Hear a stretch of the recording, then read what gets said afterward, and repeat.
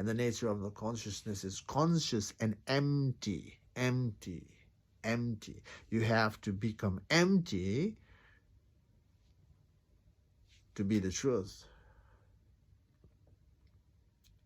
or to reclaim who you are as a consciousness. Right now, the consciousness itself is contracted because of the experience and ideas. There's contraction in oneself. When you are ego self, your consciousness is contracted in an expression.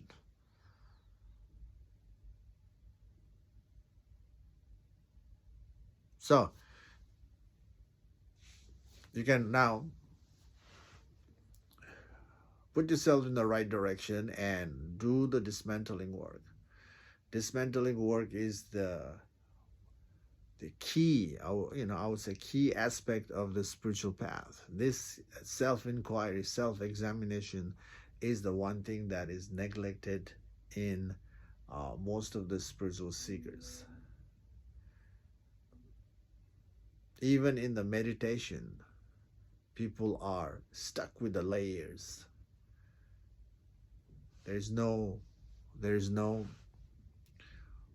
work of dismantling. And because of that, there's a failure to see the truth.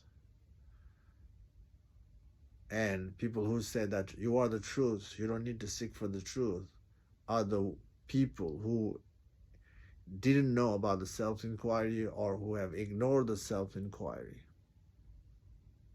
And because of that, they're failing to see the truth. Not just them, people are failing. Generally, people are failing to see the truth. So, how to see the truth? That's the question, how to see the truth. Turn the awareness back to yourself and start to dismantle your mind. So, the fastest track to see the truth is look into your attachment and your fear. Working on your attachment and fear they are the emotional entanglement and psychological entanglement. This entanglement is there because of the safety, because of the comfort, because of the fun. Not to lose those things, people are emotionally involved, psychologically involved. There's a construct